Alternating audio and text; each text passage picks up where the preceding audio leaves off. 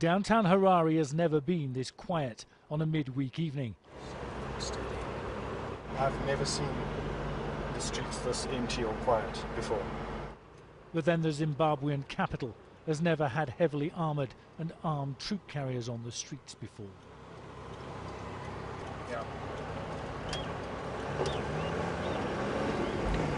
They spotted us. Yeah. Seeing us filming them, weapons raised, they chased us round the corner as we sped away.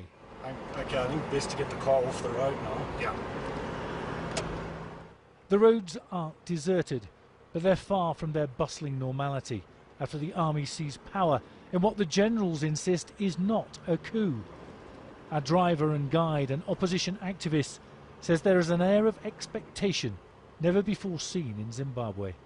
You know, just myself coming into town today, I've never experienced that kind of security check ever. People are quite excited.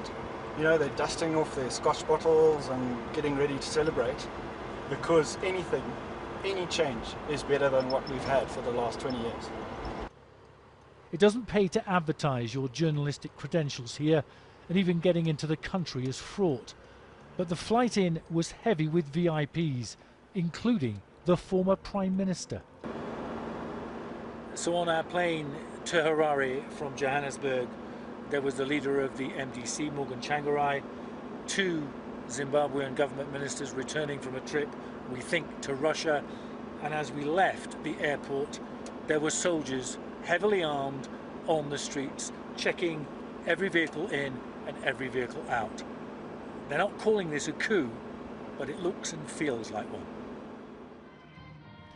The military moved in after Zimbabwe's longtime leader, Robert Mugabe, sacked a hugely popular hero of the independence struggle, Emmerson Mnangagwa, from his role as vice president, effectively clearing the way for Mugabe's wife, Grace, to take over when the 93-year-old eventually looses his grip on power.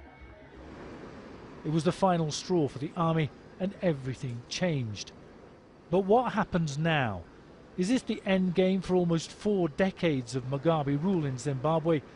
Or will the wily war veteran see off yet another attempt to depose him? David Bowden, Sky News, in Harare.